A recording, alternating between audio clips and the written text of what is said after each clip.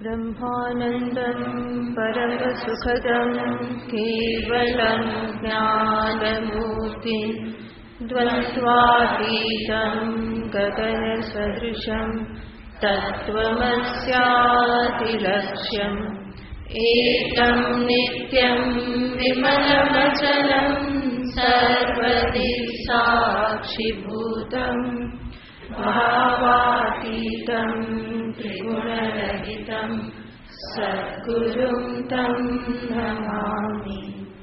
ॐ पार्थाय प्रतिबोधितां भगवता नारायणेन स्वयं व्यासेन ग्रथितां पुराणमुनिना मध्ये महाभारतम् अद्वैतामृतवर्षिणीं भगवतीम् अष्टादशाध्यायिनी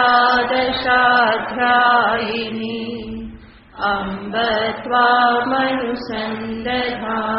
भगवद्गीते भवद्वेषिणीम् यं ब्रह्मा वरुणेन्द्ररुद्रमरुतः स्तुन्वन्ति दिव्यैस्तवैः वेदैः साङ्गपदक्रमोपनिषदे गायन्ति यं सामगाः ध्यानावर्तिततद्गतेन मनसा पश्यन्ति यं योगिनः यस्यान्तं न विदुः सुरासुरगणा देवाय तस्मै नमः। यस्यान्तं न विदुः सुरासुरगणा देवाय तस्मै नमः।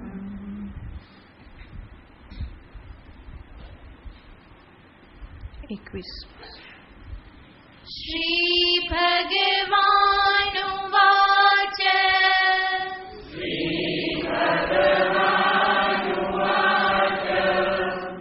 एतं भुक्त्वा स्वर्गलोकं विशालम्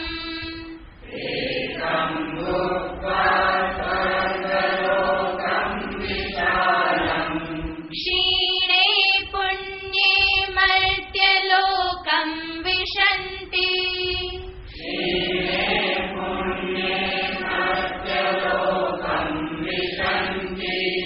एवं त्रयी धर्ममनुप्रपन्ना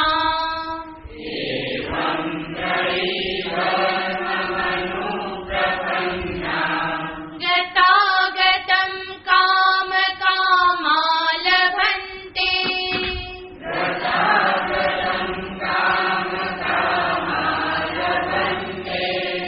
अनन्याः चिन्तयन्तो माम्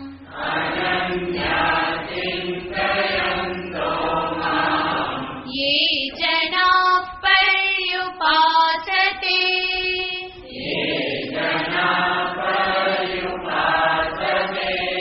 तेषां नित्याभियुक्तानाम्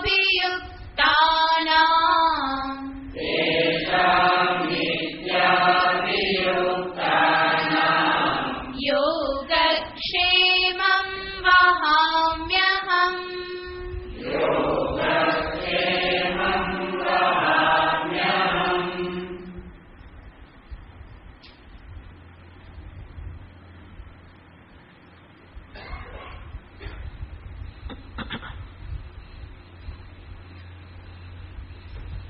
ભગવાન શ્રી કૃષ્ણચંદ્ર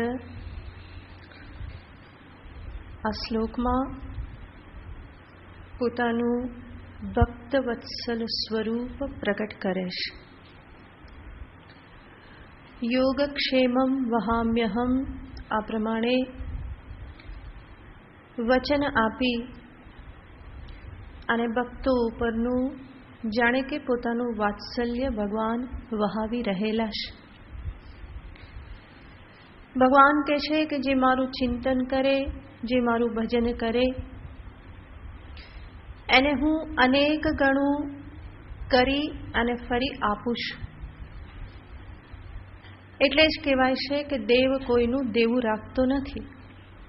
એ ક્યારેય પણ કોઈનું દેવું ઋણ રાખતો નથી. કોઈએ કંઈ પણ એના માટે કર્યું તો અનેક ગણું કરી અને એ ફરી આપે છે. દ્રૌપદીના એક દોરાની એક સાડી કરી અને પાછી આપી. અર્જુનનો રથ હાંક્યો, સુદામાના દરિદ્રને ટાળ્યું. આ બધી જ એમની ભક્ત વત્સલતા છે. જેમણે એને પુકાર કર્યો, જેણે એની શરણાગતિ લીધી, જેણે એને સંપૂર્ણ સમર્પણ કર્યું, એની સંપૂર્ણ જવાબદારી ભગવાન પોતાના શિરે લેશે. હકીકત તો એ છે કે સમસ્ત બ્રહ્માંડને ચલાવનાર પ્રભુ જ છે.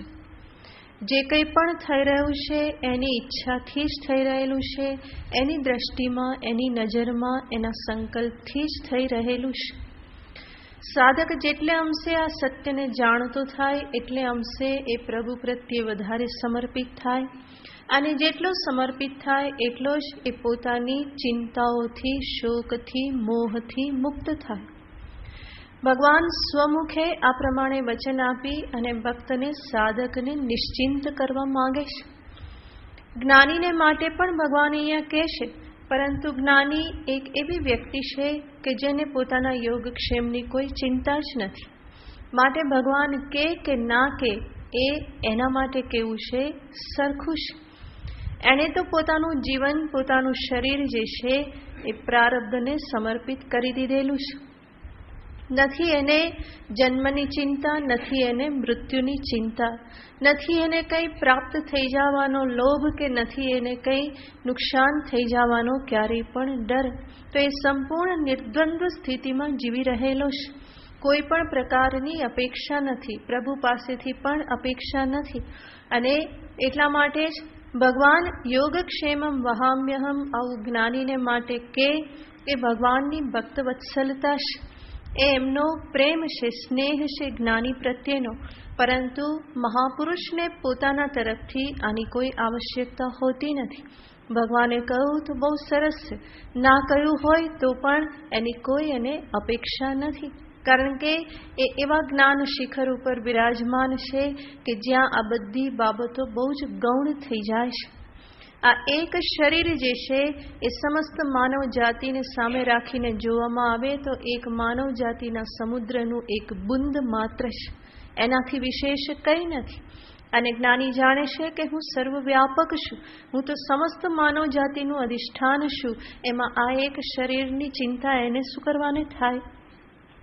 તો એ જે વ્યક્તિ જે છે એને ક્યારેય પણ ચિંતા સ્પર્શ કરતી નથી. કે છે કે જે સામાન્ય મનુષ્ય છે, અજ્ઞાની મનુષ્ય છે, એની સ્થિતિ કેવી હોય છે? તો કે નંદનથી શ્રીયમાપ્ય. જ્યારે એને કંઈક સંપત્તિ પ્રાપ્ત થાય, કંઈક લાભ થાય તો એ બહુ ખુશ થઈ જાય છે. અને વિષીદંતી પરમ વિપદગૃહીતા. અને જ્યારે કંઈક વિકટ આવે તો વિષાદગ્રસ્ત થઈ જાય છે. તો અજ્ઞાની મનુષ્યને માટે, સામાન્ય મનુષ્યને માટે હરખમાં ફૂલાઈ જવું કે દુઃખમાં ફરી પાછું રડવા લાગવું, શોક કરવો, વિષાદ કરવો એ બહુ સામાન્ય છે.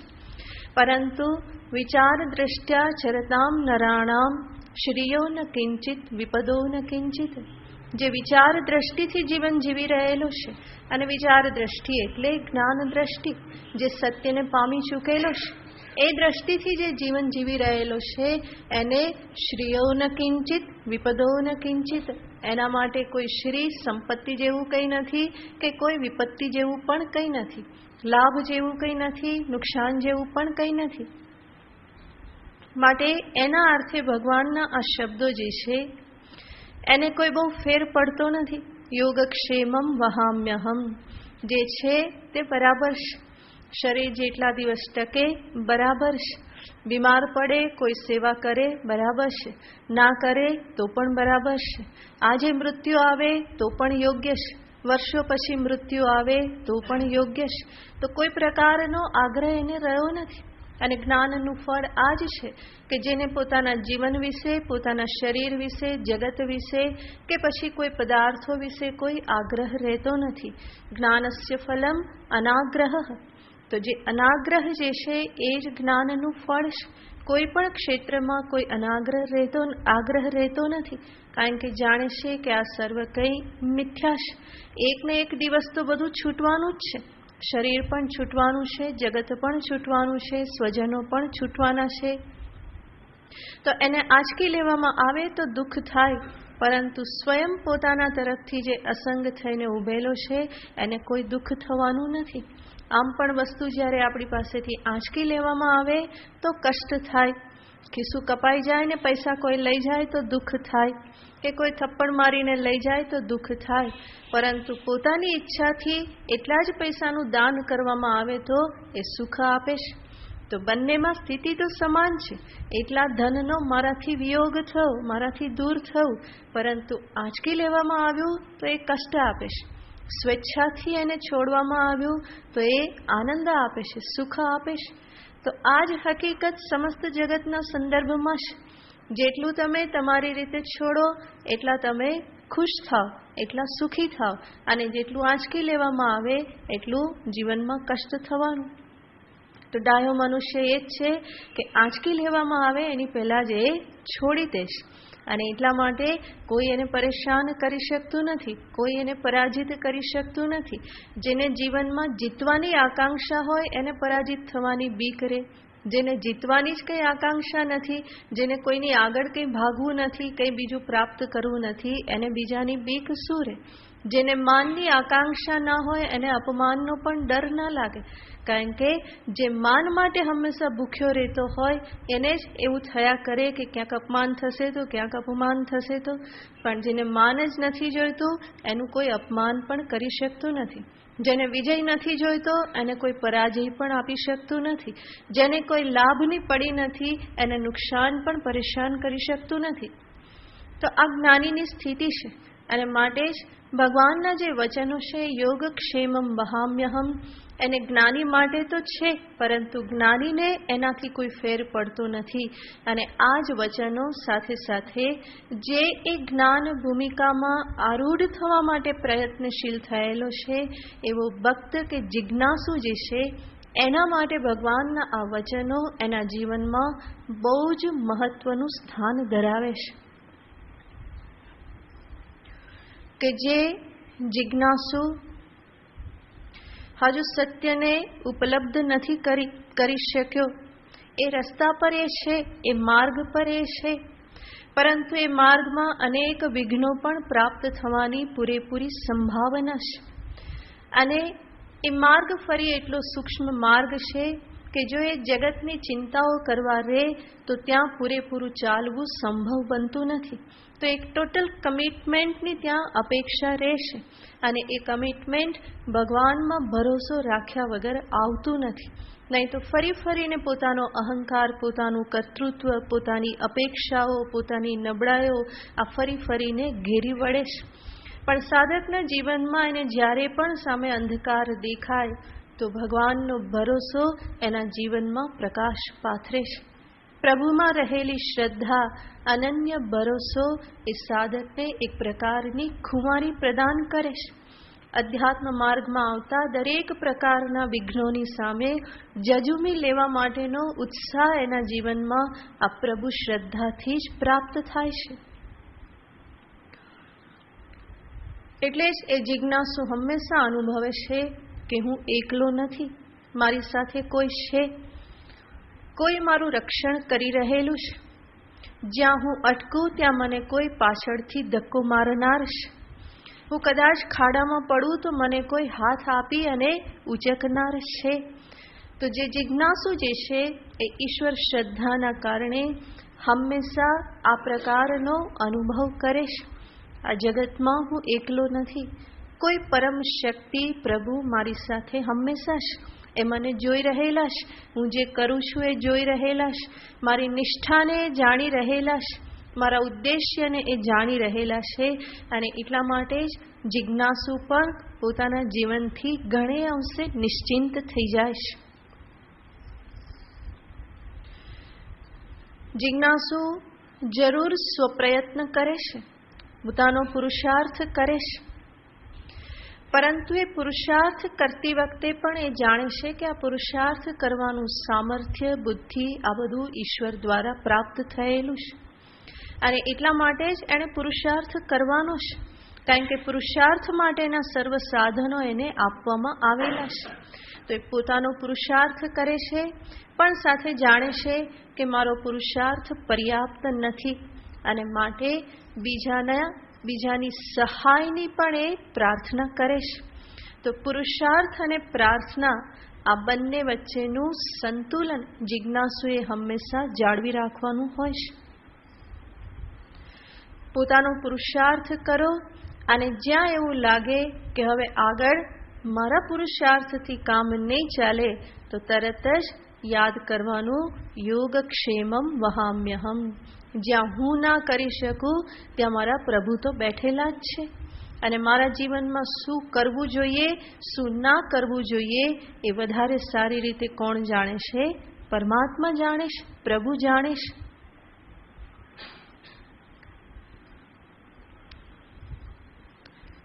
તો સાધકને માટે આ પ્રભુમાં શ્રદ્ધા, સમર્પણ એ બહુ જ મોટું સંબલ છે, બહુ મોટો આધાર છે. જે આધાર વગર અધ્યાત્મ માર્ગે આગળ વધવું સંભવ નથી.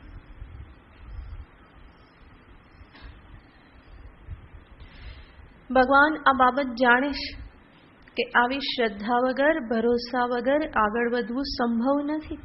માટે ભગવાન સ્વમુખે સાધકને આ ભરોસો અપાવે છે, એની શ્રદ્ધાને વધારે દ્રઢ કરે છે, પોતાના જ શબ્દોમાં કહીને યોગક્ષેમમ વહામ્યહમ. બેટા, તારે ચિંતા કરવાની જરૂર નથી, હું છું તારી સાથે. બસ છેલ્લે સુધી ભરોસો રાખજે, વચ્ચે વચ્ચે તૂટી ના પડતો. હું છું એ શ્રદ્ધા હંમેશા સાથે રાખજે. અને શ્રદ્ધા બની રહેશે તો જ્યારે પણ એવું લાગશે તો હું આવીને ઊભો રહેવાનો જ છું. અને ભગવાને અનેક ભક્તોના, જિજ્ઞાસુઓના, સંતોના કામ કરેલા જ છે. એની નાવને હંકારેલી જ છે. જ્યાં જ્યાં જરૂર પડી ત્યાં એમણે હંમેશા સહાય કરેલી છે.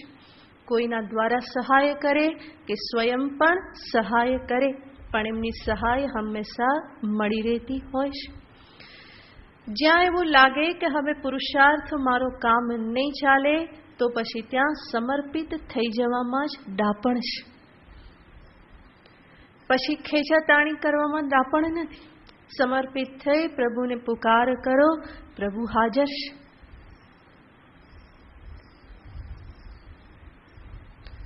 અહંકારનો આધાર લઈ જ્યાં સુધી પુરુષાર્થ થાય કરો, પરંતુ જ્યાં એવું લાગે કે હવે ચાલે એમ નથી તો પોતાના અહંકારનું સમર્પણ કરો.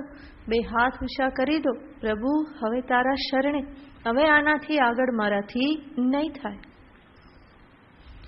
એટલા માટે જ આપણે બોલીએ નમઃ પાર્વતી પતયે હર હર મહાદેવ. બંને હાથ ઊંચા કેમ કરીએ? પ્રભુ તારા શરણે છું, હર હર મહાદેવ આપના શરણે છું.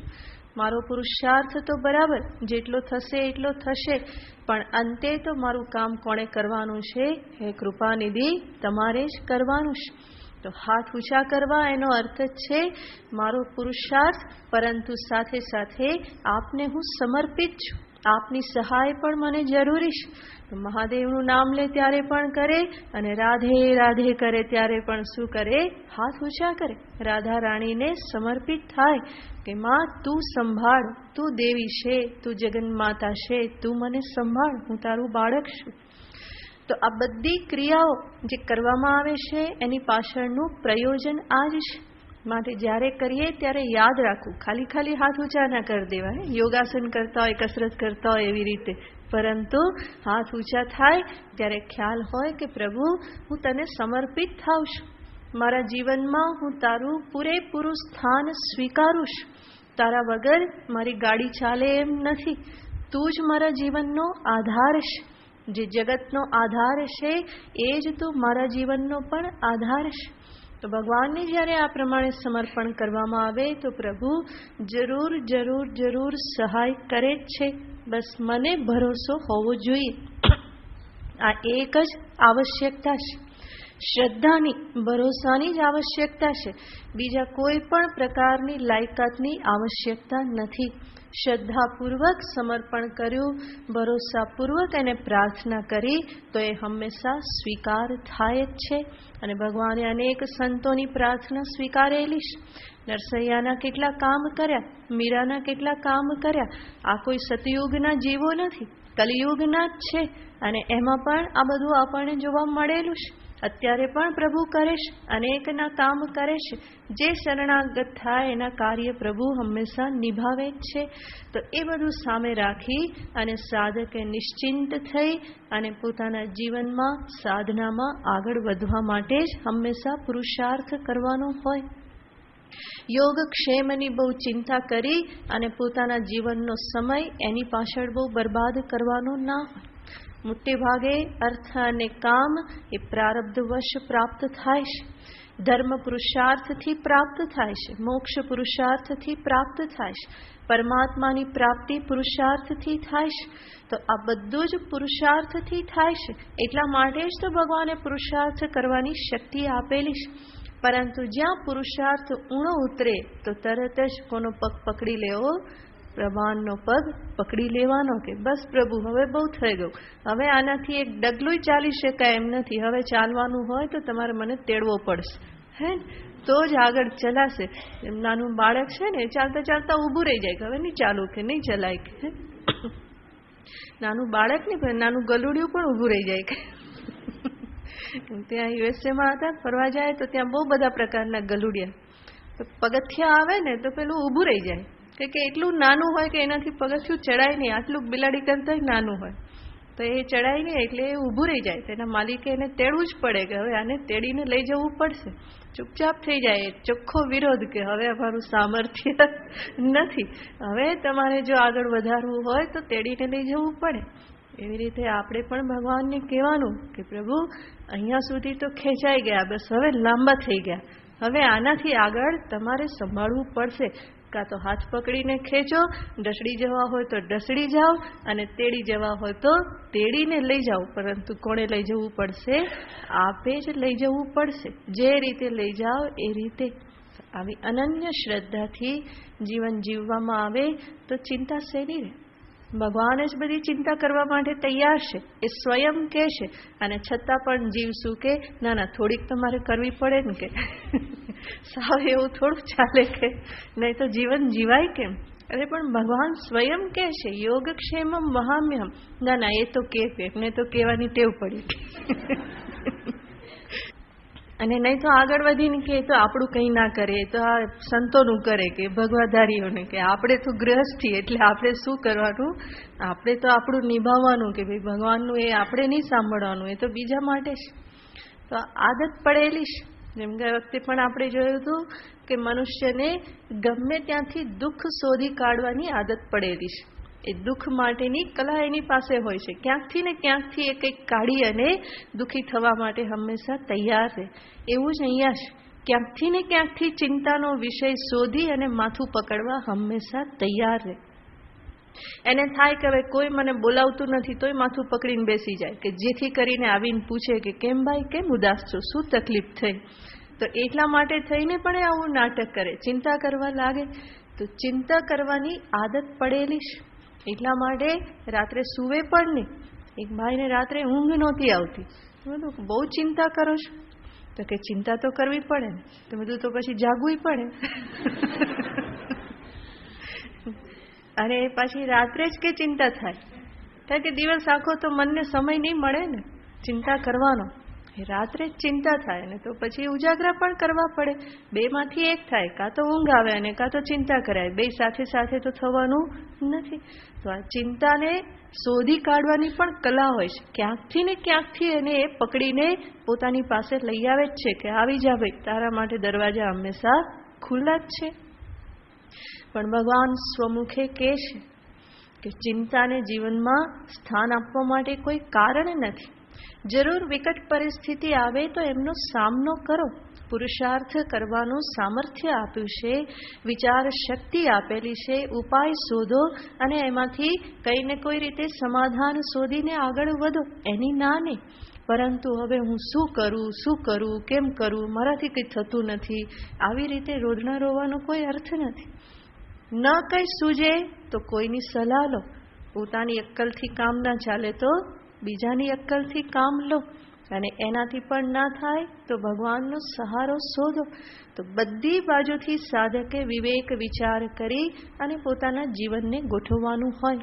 જ્યાં પુરુષાર્થને સ્થાન છે પુરુષાર્થ કરો, જ્યાં શરણાગતિને સ્થાન છે ત્યાં શરણાગત થઈને રહો, જ્યાં વિચાર કરવાનો છે ત્યાં વિચાર કરો, ઉપાય શોધવાનો છે ત્યાં ઉપાય શોધો.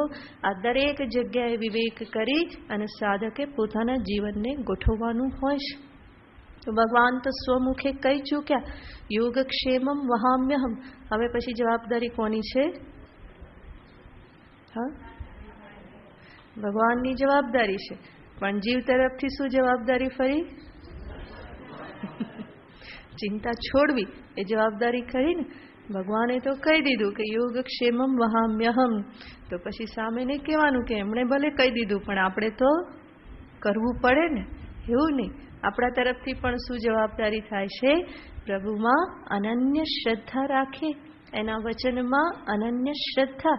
એ હંમેશા મારી સાથે જ મારા કાર્યનું નિર્વાહન એ જ કરે છે, મારા જીવનનું સંચાલન એ કરે છે, મને આગળ વધારવા માટે સર્વ બાજુથી એ જ પરિસ્થિતિઓનું નિર્માણ કરે છે. તો આ રીતે અનન્ય શ્રદ્ધાપૂર્વક સાધક પોતાના જીવનને પ્રભુને સમર્પિત કરે. અને આ જે ભગવાનના વચનો જે છે એ પણ એના જીવનમાં એને ફરી ફરીને સાર્થક થતા દેખાય. એના ભગવાને કહેલું છે બહુ જ સત્ય છે. આ વચનોની સત્યતા એ પોતાના જીવનમાં અનુભવ તો થાય. જ્યારે પોતાનો અહંકાર છોડે, પોતાનું કર્તૃત્વ છોડે, તો આ ભગવાનના વચનો જે છે એ તરત જ જીવનમાં પ્રકાશ પાડવા લાગે. ડગલે ને પગલે ખબર પડે કે આ તો પ્રભુ જ યોગક્ષેમનું વહન કરે છે. જેટલે અંશે અહંકાર ક્ષીણ થાય એટલે અંશે આ વાક્ય જે છે એની સત્યતા જીવનમાં વધારે ને વધારે પ્રગટ થતી જાય. તો ભગવાને બહુ જ મોટો જીવો ઉપર અનુગ્રહ કરેલો છે, સાધકો ઉપર, ભક્તો ઉપર આ પ્રમાણેનું વચન આપી અને ભગવાને મહાન કૃપા કરેલી છે. કેટલા બધા નિશ્ચિંત કરી દેશ. યોગક્ષેમમ વહામ્યહમ. કેટલું મધુર વાક્ય છે, કેટલું સુંદર વાક્ય છે. હંમેશા એને સ્મરણમાં રાખી નિશ્ચિંત થઈ અને આ જીવનમાં આગળ વધવાનું. આગળ ભગવાન બીજી વાત કરે છે, જે આગળ ભગવાને કહેલું હતું કે સર્વરૂપે હું જ રહેલો છું. ફરી એના અનુસંધાનમાં કેટલીક વાત ભગવાન કરે છે. येऽप्यन्य देवता भक्ता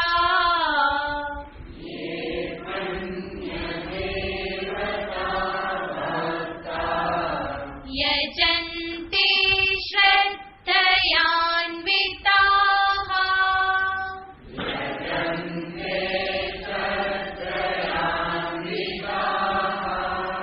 तेऽपि मामेव कौन्तेय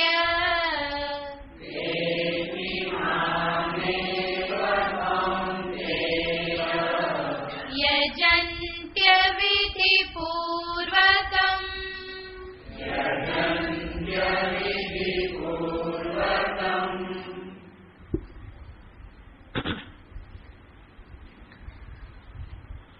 ये अपि अन्य देवता यजन्ते. જે લોકો અન્ય દેવતાઓની ભક્તિ પૂજા કરે છે, યજન કરે છે, ભગવાન કહે છે તે અપી મામ એવ યજંતી. એ બધા પણ હકીકતમાં તો મારી જ પૂજા કરે છે. જે બીજાને પૂજે છે એ પણ હકીકતમાં કોની પૂજા કરે છે? મારી જ પૂજા કરે છે. ફેર શું છે? અવિધિપૂર્વકમ. એ વિધિપૂર્વકની મારી પૂજા નથી, પરંતુ અવિધિપૂર્વકમ. ભગવાન અહીંયા એવા લોકોની વાત કરે છે કે જેના અંતરમાં શ્રદ્ધા છે, ભક્તિ છે, પરંતુ અન્ય દેવતા ઈશ્વરને છોડી અને અન્ય જે દેવતા જે છે, અગ્નિ, ઇન્દ્ર, વરુણ, દેવી, ગણેશ, આ બધા જે છે એ ભગવાનના જ અન્ય રૂપો છે.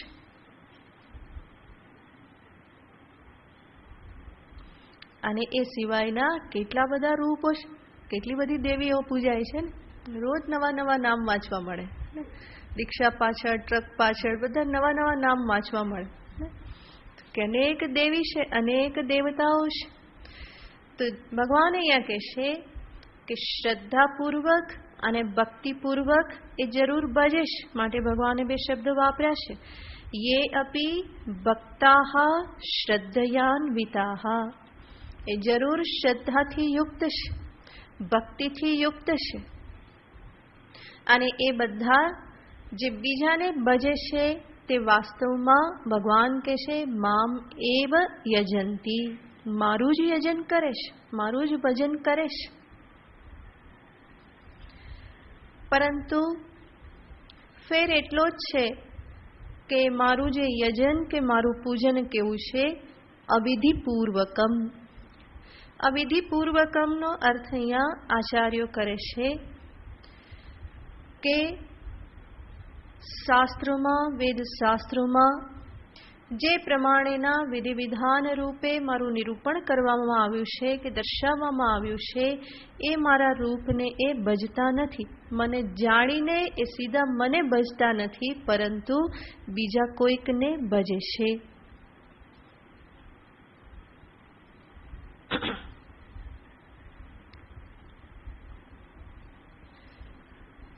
અને એના કારણે થાય છે શું?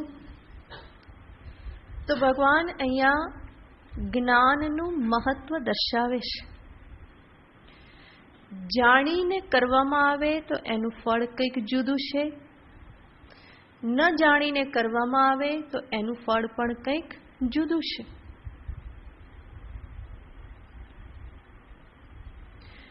જેમ પહેલાના સમયમાં રાજાઓનું રાજ્ય હતું અને રાજાઓ રાત્રે નગરચર્યા માટે નીકળતા, વેશ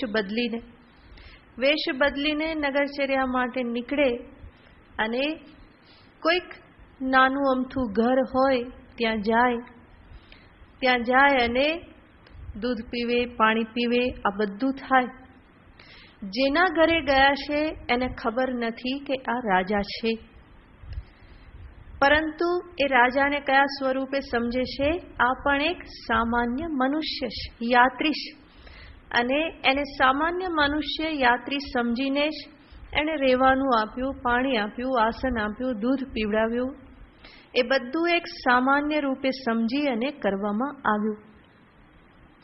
વિચાર કરો, એ જ વ્યક્તિ જ્યારે એ પ્રમાણે જાણે કે મારા ઘરે નગરના રાજા પધાર્યા છે, અને પછી એ જે એને આસન આપે, પાણી પીવડાવે કે દૂધ પીવડાવે, એ કેવી રીતે હશે? વધારે ભાવથી. અને એ જ ક્રિયા એને વધારે આનંદ આપશે કે નહીં? કે આજ મારા ઘરે કોણ પધાર્યું છે? રાજા પધાર્યા છે. તો પહેલા પણ રાજા જ પધાર્યા હતા, અને જે કંઈ પણ અતિથિ સત્કાર કરો એ કોનો કર્યો? રાજાનો જ કર્યો હતો. પણ ત્યારે ભાન નહોતું કે આ રાજા છે. અન્ય સ્વરૂપે એની સેવા પૂજા કરી, અન્ય સ્વરૂપે અતિથિ સત્કાર કર્યો, જરૂર કર્યું, એનું ફળ પણ જરૂર મળે. પરંતુ જાણીને કરે તો અંદરનો ભાવ પણ એક અલગ પ્રકારનો છે, અને એની જે ખુશી કે આનંદ જે છે એ પણ કહેવાશે એનાથી અનેક ગણા વધારે છે. તો ભગવાન અહીંયા એવું જ કંઈક દર્શાવે છે, જે બીજાને ભજે છે એ પણ મને જ ભજે છે. પહેલા એ અન્ય સ્વરૂપે પણ રાજાને જ જલપાણી આપ્યા હતા, પરંતુ છતાં પણ એ કેવા હતા? તો કે અજ્ઞાન અવસ્થામાં જાણ્યા વગર થયું હતું. અને જાણ્યા પછી થાય તો જરૂર એનું ફળ અનેક ગણું છે. તો ભગવાન અહીંયા દર્શાવે છે કે જે અન્ય દેવતાઓને ભજે છે એ પણ મને જ ભજે છે, પરંતુ એ કેવા અવિધિપૂર્વકમ, જાણ્યા વગર, યોગ્ય સમજદારી અંતરમાં ધારણ કર્યા વગર એ ભજે છે, મને જ ભજે છે, પરંતુ મને જાણતા નથી. જાણતા નથી, અજ્ઞાન છે, માટે ફળ પણ થોડુંક એવું મળવાનું, ઓછું મળવાનું સ્વાભાવિક છે ને. અધિકસ્ય અધિકમ ફલમ, જેટલું અધિક એટલું ફળ પણ અધિક. વધારે કરો તો વધારે ફળ. જ્ઞાનપૂર્વક કર્યું, વધારે ભાવ સાથે કર્યું તો એનું ફળ પણ વધારે. તો ભગવાને અહીંયા એ જ બાબતને દર્શાવી કે સર્વ રૂપે હું જ રહેલો છું, સર્વ દેવતાઓ સ્વરૂપે પણ હું જ રહેલો છું, એ મારી જ અભિવ્યક્તિ છે, પરંતુ છતાં તે રૂપમાં એ મને જાણતા નથી અને પરિણામે એનું ફળ પૂર્ણ માત્રામાં એ પ્રાપ્ત કરતા નથી. ભગવાન જ્યારે કહે કે સર્વરૂપે હું જ રહેલો છું, તો તરત જ જીવ કે બધા રૂપે ભગવાન જ છે, તો પછી ઘરમાં પતિ પત્ની મા બાપ બાળકો ધન ગૃહ આ બધા રૂપે પણ કોણ રહેલ છે? ભગવાન જ છે ને. તો પછી બીજું કંઈ કરવાની જરૂર જ શું? આજુબાજુ બધા કોણ છે? ભગવાન જ છે. અને એની સાથે રહું ને એની સેવા કરું તો મારી એમાં બધી સાધના આવી જાય. ઘણા બધા આવું કહેતા જ હોય છે, આમ કર્યું એમાં બધું આવી ગયું, બીજું કંઈ કરવાની જરૂર નહીં, સત્સંગમાં જવાની જરૂર નહીં, મંદિરે જવાની જરૂર નહીં, મારી તો સેવા પૂજા ભક્તિ મથુરા વૃંદાવન ગોકુળ અયોધ્યા બધું ક્યાં? તો કે આમાં જ. કેમ? કારણ કે આ બધા કોણ છે? ભગવાનના જ સ્વરૂપો છે ને, પછી બીજું શું કરવાની જરૂર? વાત તો સાચી, બધા જ ભગવાનના સ્વરૂપો છે, પરંતુ મુખ્ય વાત ત્યાં અટકે છે કે એ બધાની સાથે વ્યવહાર કરતી વખતે કેટલી વખત યાદ રહેશે કે આ બધા ભગવાન છે. એ જો હંમેશા યાદ રહેતું હોય તો બીજું કંઈ કરવાની જરૂર નથી. અને એ હંમેશા યાદ રહે એટલા માટે તો આ બધું કરવાનું છે. એ યાદ નથી રહેતું, એ સમજાતું નથી કે આ સર્વ કંઈ પ્રભુના સ્વરૂપો છે, એ ભૂલાઈ જાય છે. એ ભૂલાઈ જાય છે એટલા માટે ભગવાનને જોવા માટે મંદિરે જવું પડે, અને આ સમજવા માટે સત્સંગ પણ કરવો પડે, અને એ જ પ્રભુની સાથે નાતો બાંધવા માટે એની ભક્તિ, એના જપ, એના કીર્તન આ બધું જ કરવું પડે. તો એ સમજવા માટે જ આ બધું કરવાનું છે.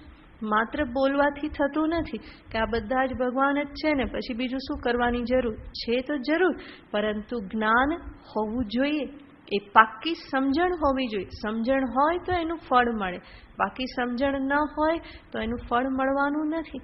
જેવી રીતે રાજાને ઓળખે તો એનું ફળ મળે, ન ઓળખીને બધું કરે તો એનું એટલું ફળ પ્રાપ્ત થતું નથી. તો ભગવાન અહીંયા દર્શાવે છે સર્વરૂપે હું જ રહેલો છું, અને સર્વની સેવા પૂજા કરીને મારી જ સેવા પૂજા કરે છે, અને છતાં પણ સર્વને પ્રાપ્ત થતા ફળમાં ઘણું બધું અંતર રહેલું છે. એ બાબતને ભગવાન આગળના શ્લોકમાં કહેશે. અહં હિ સર્વયજ્ઞાનાં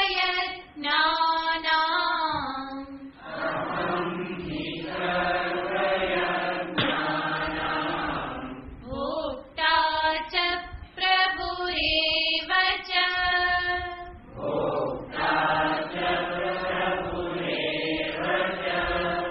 ન તુ મામભિજાનન્તિ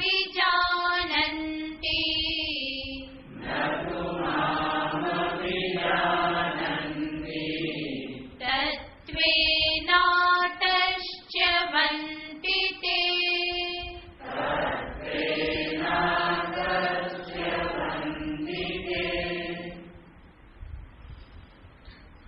બધાને ભજનારા તમને જ ભજે છે એવું કઈ રીતે કહેવાય?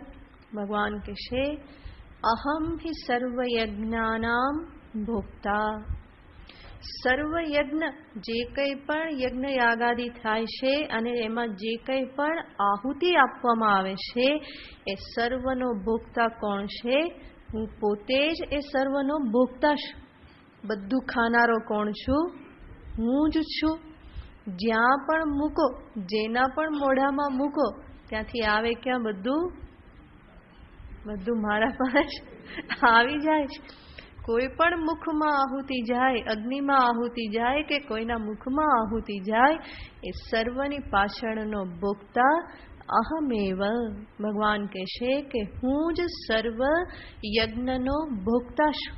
ભગવાન ફરી અહીંયા પોતાનું ઈશ્વરત્વ પ્રગટ કરે છે. અગ્નિને આહુતિ આપો, અગ્નિ દેવતાનું આવાહન કરીને અગ્નયે સ્વાહા, તો પણ અંતે ફરી ક્યાં પહોંચવાનું છે? પરમાત્માને જ. વરુણાય સ્વાહા, તો એ પણ ક્યાં ગયું? પરમાત્મા પાસે જ ગયું. ઇન્દ્રાય સ્વાહા, એ પણ ઈશ્વર પાસે જ ગયું. તો જે કંઈ પણ યજ્ઞ યાગાદિ થાય, જેને પણ આહુતિ આપવામાં આવે, જે કંઈ પણ સમર્પણ કરવામાં આવે છે, એ બધું જ ગ્રહણ કરનારો કોણ છે?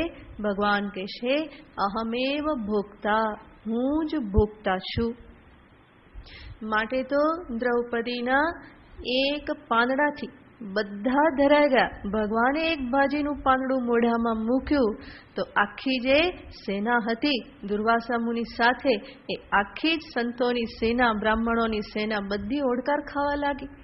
જ્યારે ચિંતા થવા લાગી કે શું થશે, શું થશે, શું થશે, તો બધું જ ખતમ તો થઈ ગયું હતું.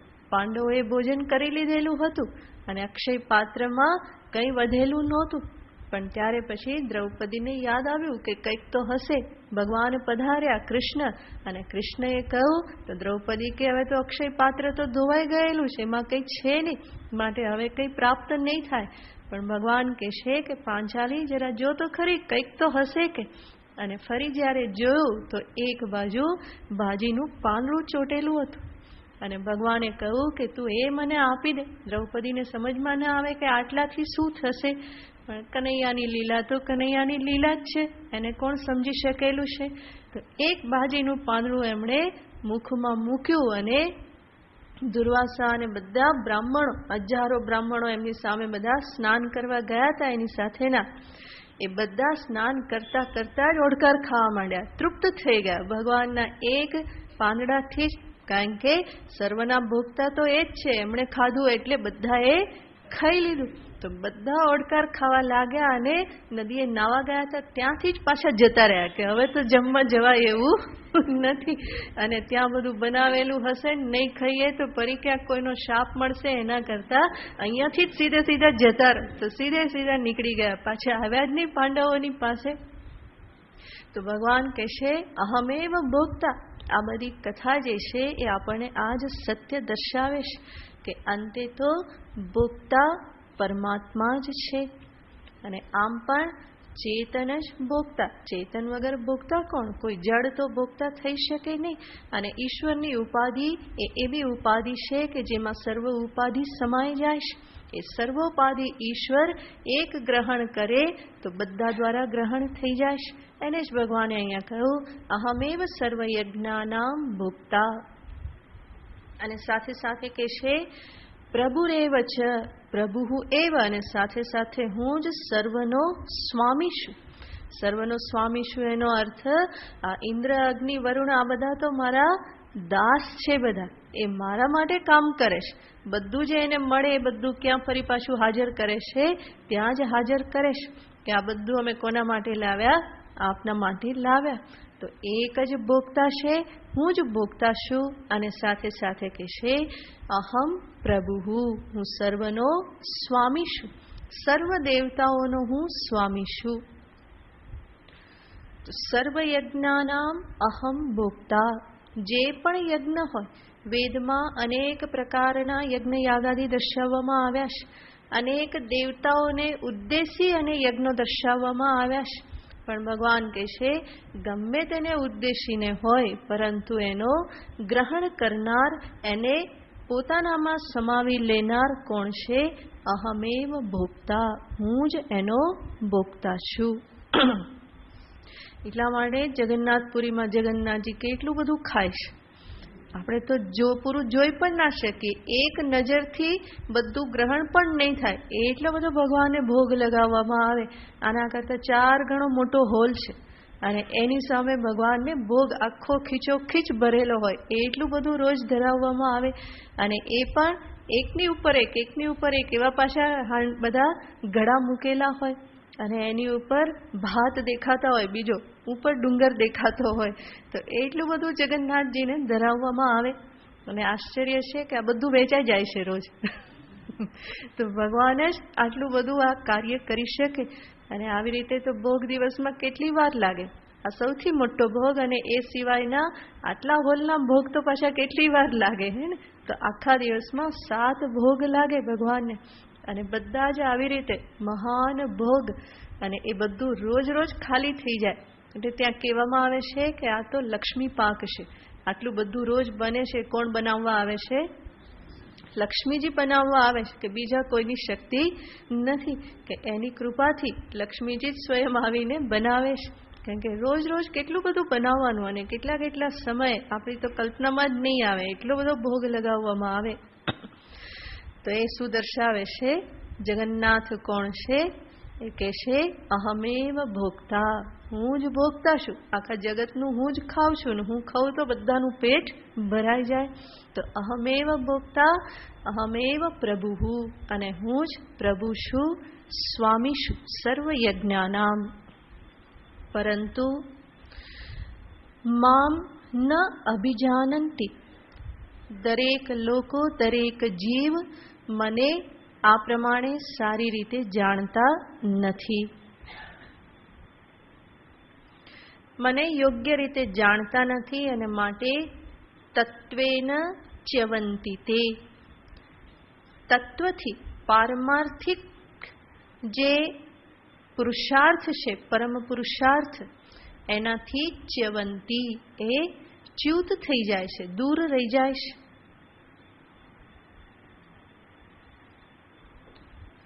તો સમજદારીના અભાવે, યોગ્ય જ્ઞાનના અભાવે જે પરમ પુરુષોત્તમ સુધી પહોંચવાનું છે ત્યાં સુધી એ પહોંચી શકતા નથી. બધા દ્વારપાલ સેવકોમાં જ અટવાઈ જાય છે. ભગવાને કહ્યું હું તો પ્રભુ છું, સ્વામી છું, અને આ બધા તો કોણ છે? મારા સેવક છે. અને જે બીજાને ભજે એ કોને ભજી રહેલા છે? સેવક. જરૂર ભગવાનનું સ્વરૂપ છે, પણ છતાં પણ એ કયા સ્થાને છે? તો કે હું પ્રભુ છું. અને પ્રભુ ચૂકાઈ જાય તો પછી બધું ચૂકાઈ જાય. માટે ભગવાન કહે છે તત્વેન ચ્યવંતી તે, એ તત્વથી, મારા તાત્વિક સ્વરૂપથી જ એ ચ્યુત થઈ જાય છે. એટલે કે આ જન્મમાં એ મને પામી શકતા નથી. તો સ્વાભાવિક પ્રશ્ન થાય કે તો પછી બીજાને ભજનારા કઈ નહીં પામે, એમનું બધું નકામું જવાનું? ભગવાન કે ના ના, એવું જરાય નહીં. એ બધા પણ ફળને પ્રાપ્ત કરશે. શું ફળ પ્રાપ્ત કરશે? આગળ દર્શાવે છે. યાન્તિ દેવવ્રતા દેવાન,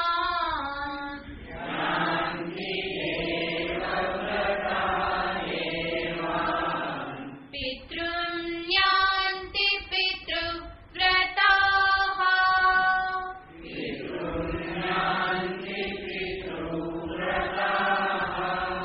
ભૂતાનિ યાન્તિ ભૂતેજ્યા,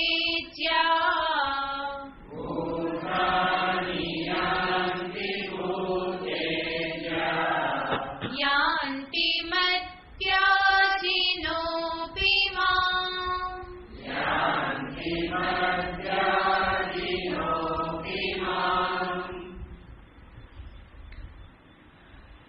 ભગવાન કહે છે દેવવ્રતા દેવાન યાંતિ, જે અન્ય દેવતાઓને ભજે છે. દેવવ્રતા, દેવવ્રતાનો અર્થ એ દેવતાઓની ભક્તિ, યજન, ઉપાસના, મંત્ર આદિ જે કરે છે એને કહેવાય દેવવ્રત. તો દેવતાઓને ભજવાનું જેનું વ્રત છે એ છે દેવવ્રત. તો એવા દેવવ્રતા, અન્ય દેવતાઓને એ રીતે ભજનારા કોને પામે છે? તો કે છે યાન્તિ દેવાન, એ તે દેવને પ્રાપ્ત કરે છે. ભગવાન સામાન્ય નિયમ બતાવે છે, જેને ભજો એને પામો, જે માગો તે મેળવો. ચોખ્ખી વાત છે ને. દેવતાને ભજ્યા એનો અર્થ શું? તમારે શું જોઈએ છે? એ દેવતા જોઈએ છે. તો અંતે ઉપાસનાના પરિણામે એને પામે છે. જો દેવતા જોઈતા હોય તો બાકી બીજું કંઈક માગી લીધું તો એ પણ નહીં મળે, બરાબર? નહીં તો એનું ને એનું બધું ખતમ થઈ જશે ને. એડમિશન મળી જાય, પ્રમોશન મળી જાય, આ બધું જો માગી લીધું તો દેવતા પણ નહીં મળે. પરંતુ દેવતાની ઉપાસના કરી અને યોગ્ય રીતે એ ભાવ સાથે ઉપાસના કરી તો અંતે મૃત્યુ પછી કોને પ્રાપ્ત કરે છે? તે દેવને પ્રાપ્ત કરે છે. દેવને પ્રાપ્ત કરે છે એનો અર્થ તે દેવના લોકને પામે છે. અને એની ઉપાસના એના કર્મોના આધારે તે લોકમાં એ ભિન્ન ભિન્ન સ્થાન આદિને પ્રાપ્ત કરે છે.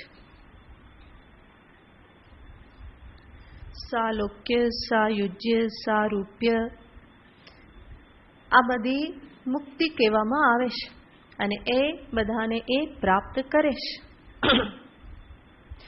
તો દેવવ્રતા દેવાન યાંતિ. આગળ કહેશે પિતૃવ્રતા પિતॄન યાંતિ. અને જે પિતૃઓને ભજે છે, અનન્ય શ્રદ્ધા સાથે ભાવ સાથે જે પિતરોને ભજે છે, જે શ્રાદ્ધ તર્પણ આદિ ક્રિયા પરાયણ છે અને નિત્ય પિતૃઓની ઉપાસના કરે છે, તો એ કોને પામે છે? પિતॄન યાંતિ, પિતૃલોકને પ્રાપ્ત કરે છે. અંતે કહેશે ભૂતાની યાંતિ ભૂતેજ્યાહ. ભૂતેજ્યાહ, ભૂતનું યજન કરનાર. બરાબર ને? ઘણા બધા કરતા જ હોય છે ને. યક્ષ, રાક્ષસ, ભૂત આ બધા જે છે એને પણ પૂજતા હોય છે. એટલા માટે તો બધા દોરા ધાગા ચાલતા હોય ને. કઈ કઈ બધું ચાલતું હોય. માતાજી આવે ને માતાજીને કઢાવવાના, પવન આવે અહીંયા એવું કે ને. પવન તો હોય જ છે આખો દિવસ, પણ આ મને પેલા સમજાતું નથી. એટલે મારી પાસે અહીંયા કોઈ આવતું ને તો કે એમને પવન આવે છે, એટલે મને થાય કે આ શું હશે પવન આવે છે એટલે.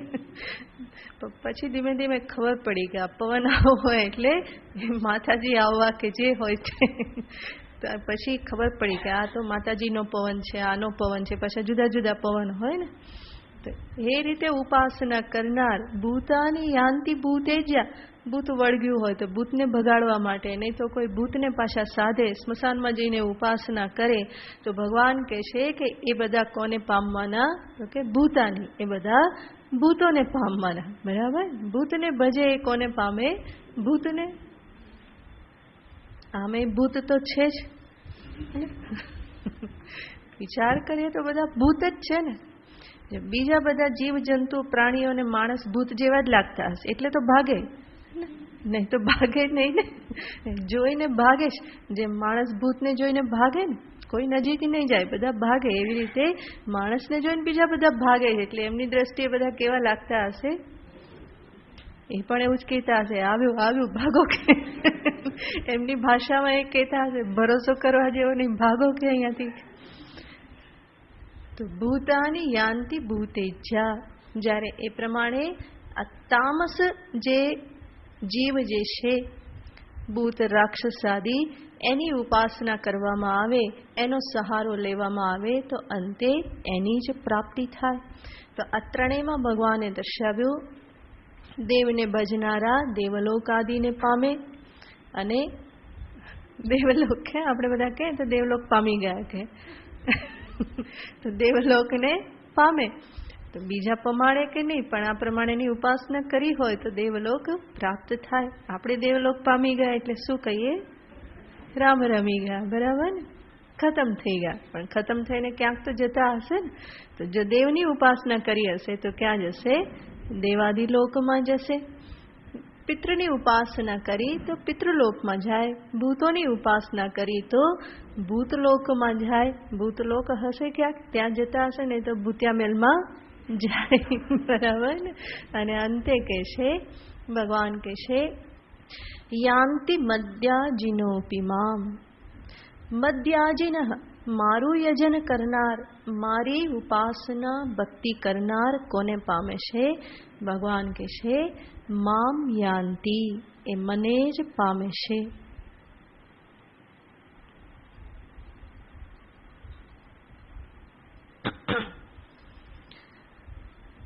ભગવાનના પણ બે સ્વરૂપ, સગુણ સ્વરૂપ, નિર્ગુણ સ્વરૂપ. સગુણની ઉપાસના કરે ભગવાનના સગુણ સ્વરૂપની, તો ભગવાનના લોકને પામે, જે ભગવાનનો લોક છે. कैलाश को, साकेत धाम को, वैकुंठ को, गोलोक को, हे प्रभुना लोक છે. તો સગુણ સ્વરૂપે ભગવાનની ઉપાસના કરે, એને ભજે, તો એ પ્રકારની મુક્તિને એ પામે છે. સાલોક્ય, સાયુજ્ય, સારૂપ્ય, આ બધી મુક્તિને એ પામે છે. પ્રભુના લોકમાં જઈને વાસ કરે, સારા વધારે કર્મો હોય, વધારે સારી ઉપાસના હોય તો સામીપ્ય, એમની બાજુમાં રહેવા મળે. એ તો હોય ને, જે પ્રમાણેનો સંબંધ, બરાબર ને, તો એ પ્રમાણે ત્યાં સ્થાન પ્રાપ્ત થાય. સારૂપ્ય, એનાથી પણ વધારે જો સારી ઉપાસના થઈ હોય તો ત્યાં તમે કેવા થઈને રહો? ભગવાન જેવા. સારૂપ્ય, સમાન રૂપ ધારણ કરીને. માટે વૈકુંઠમાં ગયા પછી પણ બહુ તકલીફ થાય, ખબર ના પડે કે સાચા આમાં કોણ, હે ને. કારણ કે ઘણા બધા સારૂપ્ય લઈને બેઠેલા હોય ને, તો સારૂપ્યનો અર્થ જ છે સમાન રૂપ. ઈશ્વર સમાન રૂપ પ્રાપ્ત થાય. એવું રૂપ પ્રાપ્ત કરીને એ લોકમાં રહેવું, તો પછી ગરબડ તો થાય જ ને, કે ભાઈ આમાં ડુપ્લિકેટ કયા અને સાચા કયા. તો એ રીતે એ સારૂપ્યને પણ પ્રાપ્ત કરે, ઈશ્વર જેવા રૂપને એ પ્રાપ્ત કરે. અને નિર્ગુણને ભજે, તો ભગવાન કહેશે નિર્ગુણ સ્વરૂપે તો એ મારો આત્મા છે, હું એનો આત્મા છું, એ મારો આત્મા છે, એક જ છે.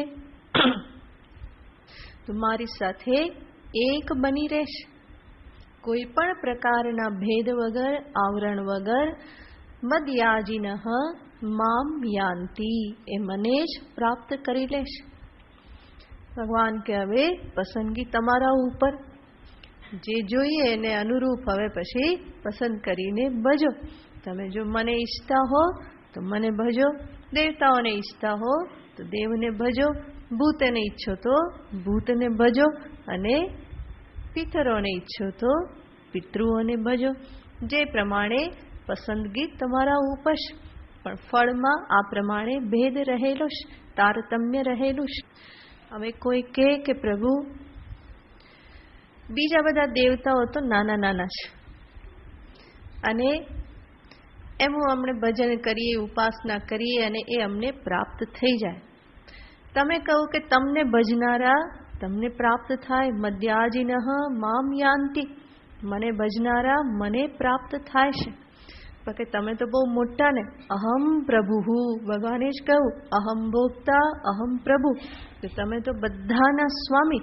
તો તમને ભજવા માટે તો પછી બહુ મોટી મોટી વસ્તુઓ લાવવી પડે ને. તો મોટા માણસને મળવા જઈએ તો પછી ગિફ્ટ પણ કેવી લાવવી પડે? મોટી ગિફ્ટ આપવી પડે ને. અને નાના પાસે જઈએ તો એને અનુરૂપ, જે રીતનો યક્ષ યથા યક્ષો તથા બલિ, જે પ્રમાણેનો યક્ષ એ પ્રમાણે બલિ ચડાવવાનો હોય. ગાંધીનગરમાં તો બધા બહુ સારી રીતે જાણે, કઈ ઓફિસમાં જવાનું છે એના આધારે પહેલેથી નક્કી કરવું પડે કે કેટલો પ્રસાદ ધરાવવાનો છે. તો એ જેમ મોટા એમ વધારે નૈવેદ્ય ધરાવવો પડે, અને જેમ નાના એમ ઓછું. કોઈ પિયુનની પાસે કંઈ લગાવવું હોય તો એને 5-50 રૂપિયા આપ્યા તો અંદર જવા દે, એટલામાં પતી જાય. પણ હવે મોટા અધિકારીને મળવા જઈએ તો એટલાથી નહીં ચાલે. એવું નહીં કે લાંચ આપવા માટે જ આપ જવું પડે, પરંતુ તમે કંઈ ગિફ્ટ લઈને જાઓ તો પણ એને અનુરૂપ લઈને જવું પડે ને. તમે મોટા અધિકારીને મળવા જાઓ ને પછી કાંઈ એક બિલીપત્ર છે તે ના ચાલે. પેલો કે આ શું કે તો શિવજીનો પ્રસાદ છે, એટલે પેલા શરમમાં લેવું પડે, પણ એ કંઈ કામ ના કરે. તો જેમ મોટા એમ આપવું કેવું પડે, કંઈક મોટી વસ્તુ આપવી પડે ને. એને ગિફ્ટ પણ બરાબર આપવી પડે. મોટા અધિકારી પાસે જાઓ તો પછી મોટો એને બુકે આપવો પડે. હવે બિલીપત્રથી કામ ના ચાલે કે હાથમાં કંઈક દેખાવું જોઈએ કે આવ્યા છે મોટાની પાસે. તો અહીંયા કોઈ કે પ્રભુ તમે તો બધાના ભોગતા અને તમે કહ્યું કે હું બધાનો સ્વામી. આ બધા દેવતાઓ તો બધા કેવા છે? મારા દાસ સેવક સમાન છે. અને હું કોણ છું? અહમ પ્રભુ. તો તમારી પાસે પહોંચવા, તમારી ઉપાસના કરવા માટે તો અમારું ગજું નહીં, કારણ કે બધું કેવું લાવવું પડે? બધું મોટું મોટું લાવવું પડે અને મોટી મોટી વસ્તુઓ તમને યજનમાં અર્પણ કરવી પડે. ભગવાન કે અહીંયા તારી બુદ્ધિની બલિહારી છે, હે ને? અહીંયા તું થાક ખાઈ જાય છે, મને ઓળખતો નથી. મારી ભક્તિ કરવા માટે, મારું પૂજન આદિ કરવા માટે, મારી સાથે નાતો જોડવા માટે કોઈ મોટી વસ્તુની જરૂર નથી. પત્રમ પુષ્પમ ફલમ તોયમ, આટલું જ મારા માટે પર્યાપ્ત છે. તો ભગવાન આગળ એ કહેવાના છે, જેને પછી જોઈએ. ઓમ પૂર્ણમદ પૂર્ણમિદં પૂર્ણાત પૂર્ણમુદચ્યતે પૂર્ણસ્ય પૂર્ણમાદાય પૂર્ણમેવાવશિષ્યતે. ઓમ શાંતિ શાંતિ શાંતિ. હરિ ઓમ શ્રી ગુરુભ્યો નમઃ. હરિ ઓમ.